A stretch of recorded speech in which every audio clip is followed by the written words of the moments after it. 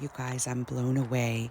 As we were doing our walk this morning, I panned up and our owl flew right over Milo and I.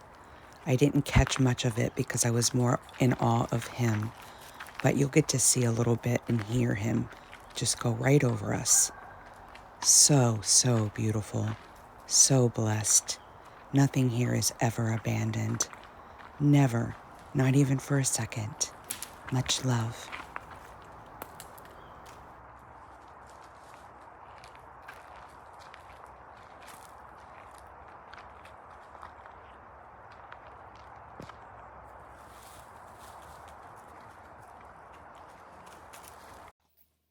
Well, hello there. Milo and I wanted to jump on here for a minute and just talk a little bit about something that's been coming through for both of us. Right, Bubba? Been a big one for him, but it's also been going on for me. And so I thought, why not? Can you see him? Can you see the cuteness of this little man? This little proper man with his bow tie and his kisses.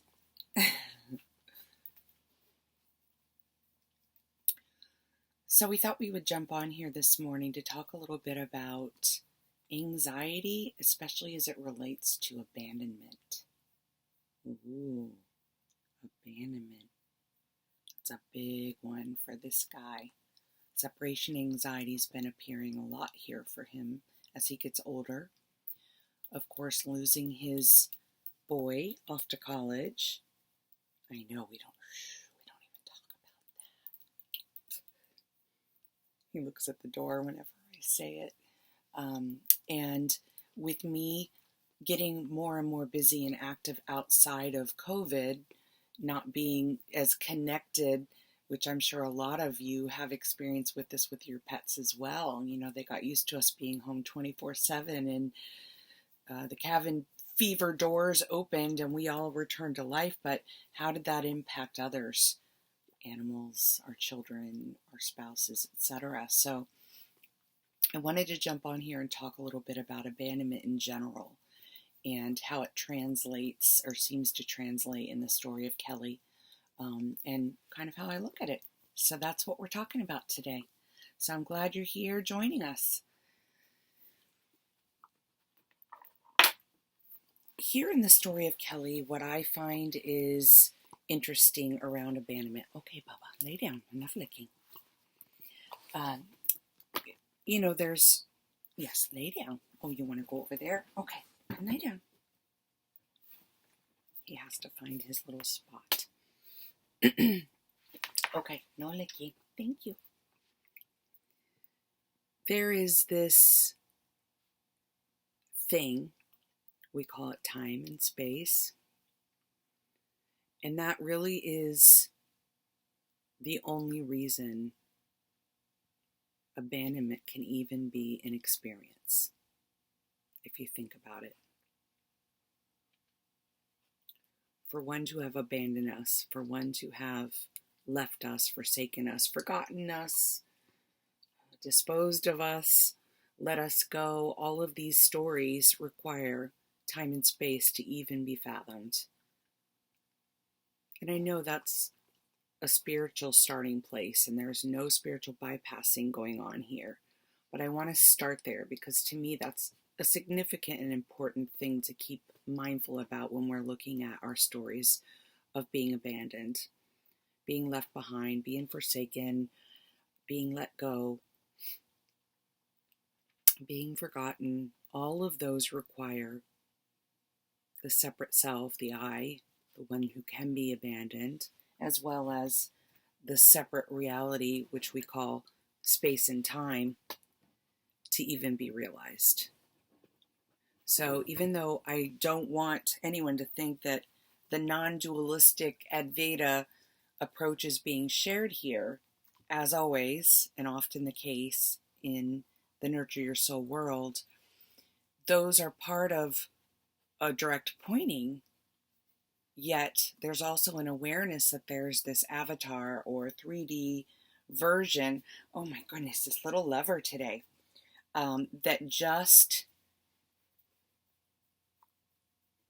needs to be placed at the forefront of all of this for the suffering to be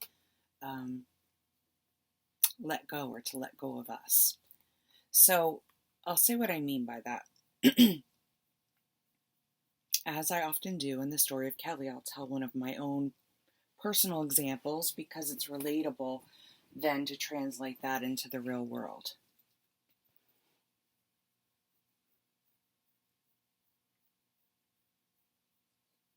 As you all know, my beautiful son is now off at college. And he's doing beautifully, by the way. I know a lot of you message me and ask that. He's doing fabulous. He's in his 4th year of a very heavy mechanical engineering STEM program. It's a lot. It's intense. There's minimal amounts of opportunity for him to come home. And when he does, it's very short. Even the summers are spent away at school. And so in this experience of Kelly, there are often times where the story wants to arise that you're no longer needed. You've been forgotten. You've been abandoned. Whether it's through the relationship with my son or through the relationship with others, there's always the opportunity when those thoughts arise to be with it fully and recognize that none of it's true.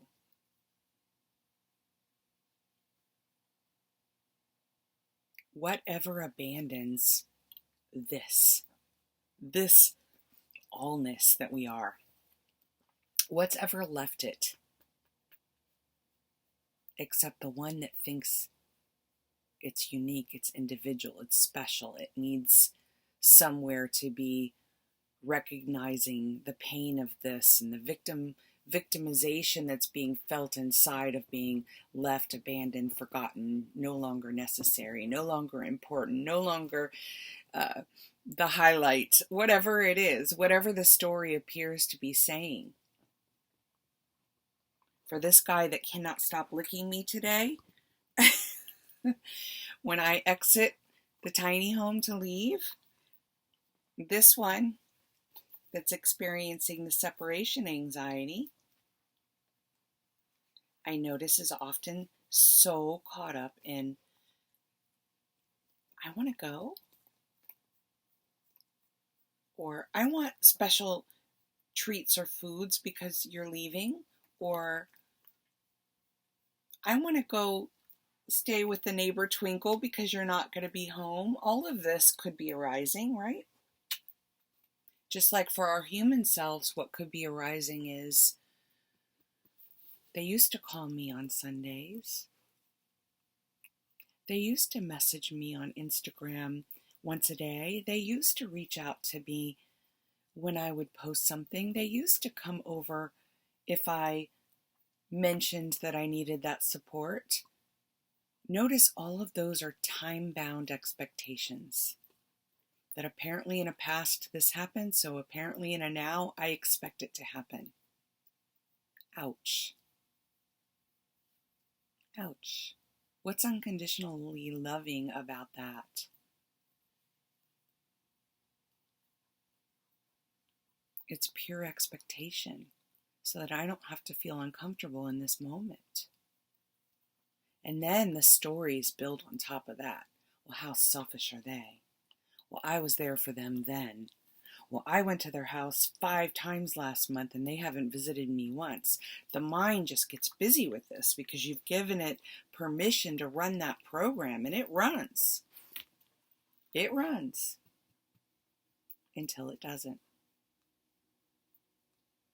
When there's a willingness in that crack in the sidewalk we keep pointing to notice that what is right here, who is right here, is perfect.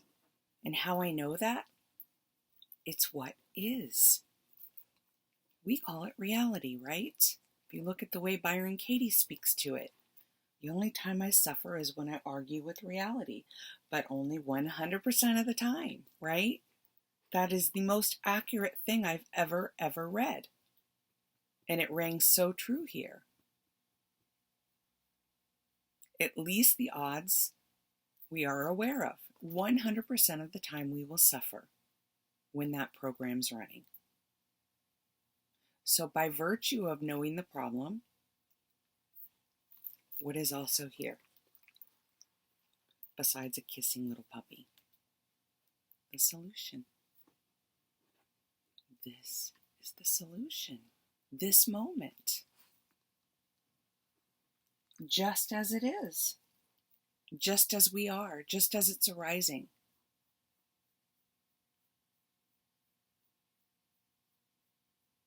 The only thing that needs it to be otherwise is the mind minding yet again. It needs to have the story because it needs to believe it serves a purpose. Now, the coolest thing is that's all energy. We call it good, bad, right, wrong, suffering, happiness, but the reality is, in the grand scheme of it all, it's just energy. So if there's an awareness of that energy kicking in here, there's also the awareness and ability to allow that energy to serve a better purpose by just seeing it translate from a resistance to what is to an acceptance of what is. And then see how it propels into the goodness and lots of kisses. Because our love becomes so palpable, they can't get enough of us. So they never abandon us. They always want to be with us because there's just pure joy in that. There's no feeling when you're around that person that they expect anything from you except what you're able to show up and offer. And when you do, they greet you right back with, "Oh, my love, I've missed you so. It's so good to hear from you. Oh, my beloved, thank you for reaching out. I was just thinking of you." Versus "Well, you didn't call for 3 weeks, so it's good to hear from you." We've all been on both sides of that kind of phone call. The one that's doing it and the one that's receiving it. Neither feel good. It's not unconditional love.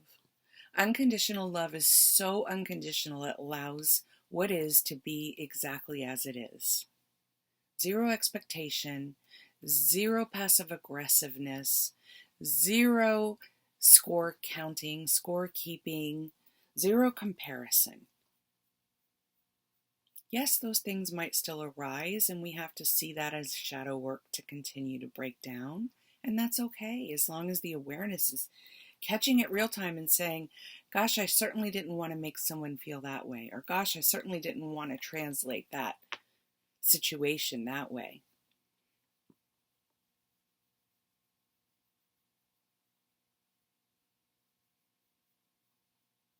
The idea of abandonment, that someone could ever forget you or forsake you or neglect you, is only your own opportunity to notice you are believing that for and about yourself and perhaps for and about them.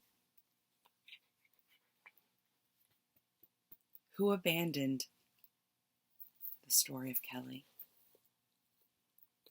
I did. When I started chasing all those thoughts that said this moment wasn't perfect, I abandoned me. They never did. It's never about a them, you guys, not even once. Even when they are loving you aggressively, it's never about a them. Who forsook me? Forsake? Who has forsaken me? There we go. I knew that didn't come out right. Who has forsaken me but me? Who has left and abandoned me but me? Who has forgotten or deprived me but me? And the coolest thing again is, as that lets go, as it's seen as an untruth, the only space available here left allows for the love to set in. Because there's no story blocking what is truth, which is love, and you are that. You are that. Pure, unconditional love.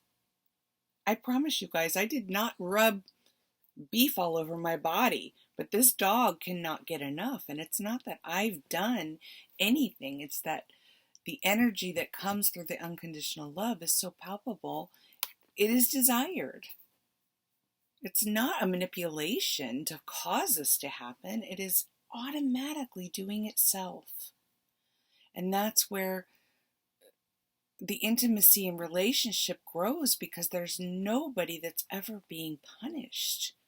There's nobody that's ever being disciplined except for self-work, self-opportunity, the self-ability. Oh, goodness. That was a big pill to swallow, that one, huh? Self-work, self-discovery, self-investigation. We can go out into the dreamscape and try and work on everyone that we come across, but I promise you'll be exhausted, frustrating, resentful, angry, and bitter. I know. I lived her for 38 years. But that's okay too. When we know better, we do better. Right, buds? Right? When we know better, we do better. So today, when you look at the story of abandonment and you're hearing it is them that's abandoned you or forgotten you or forsaken you or not included you, perhaps maybe see it as an opportunity inviting you to turn it around and just be with it a little bit and figure out how you've abandoned you in the equation. I hope this helps. Until next time, much love from Milo and I. You want to say goodbye? I know, he's the cutest in the world. I just love him. I just love him. Till next time, you guys. I have to find my glasses so I can actually see you to turn it off. I see you, I love you, and I send you so much love. And Milo does too.